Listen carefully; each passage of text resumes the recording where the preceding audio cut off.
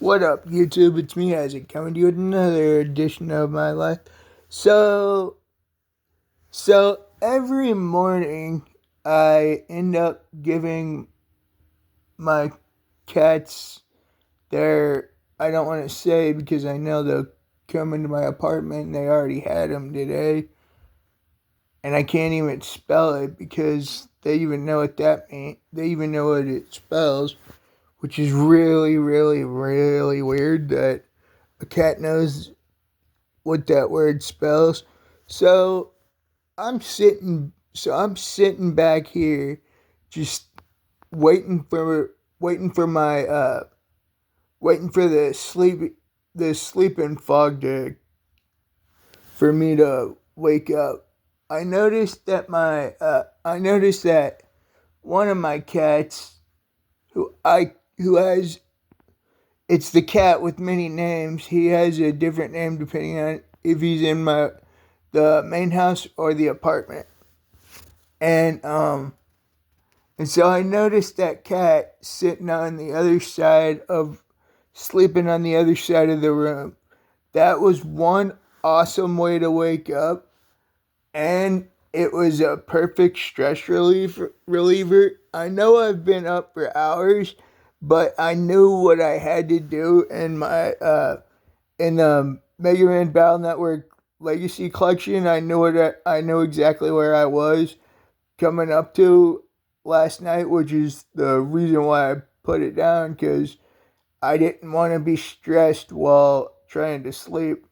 Because the part I'm on the Battle Network Legacy Collection, uh, the first Battle Network is the power plant. If you know, you know, and I can't believe that it's been so long since. I just can't believe that it's been a long time since playing Battle Network on regular hardware. My God, was the power plant the power plant scenario in on Game Boy Advance one of the hardest daggum things I ever did. And hell, even with the in quality of life uh in quality of life features enhancement thingies, it's still pretty damn hard. I mean, every time I've played through the Battle Network collection uh like 3 or 4 times since I got it, but I always skipped one only because of the power plant scenario. My God, is that hard?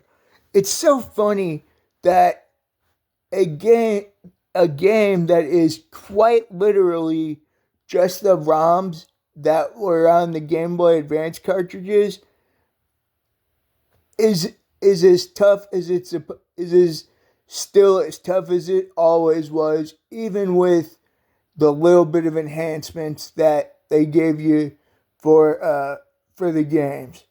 It is it's so weird because like I said, I've played through I think this is like my fourth playthrough of the entire collection that I started, and I started out with Battle Network 1.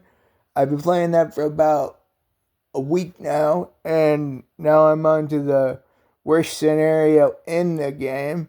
Well, worst scenario in the game, in my opinion, which I know that back in the day they didn't have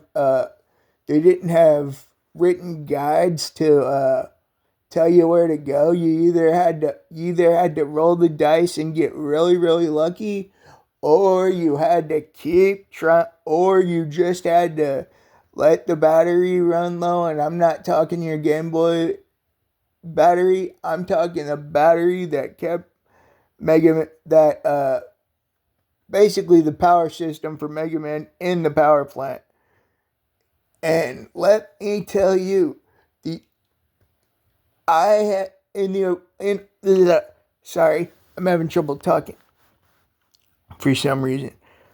Probably because I haven't done a video in a couple of days.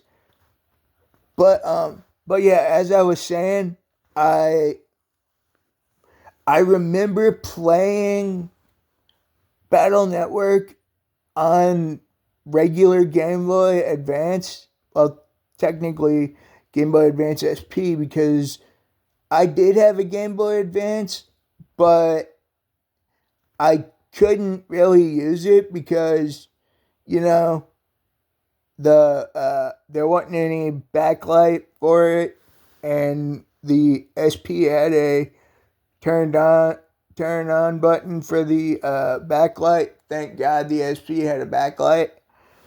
But yeah, it's just really weird that quite literally all 10 of the games. I say that because when it starts to three, there's two different games,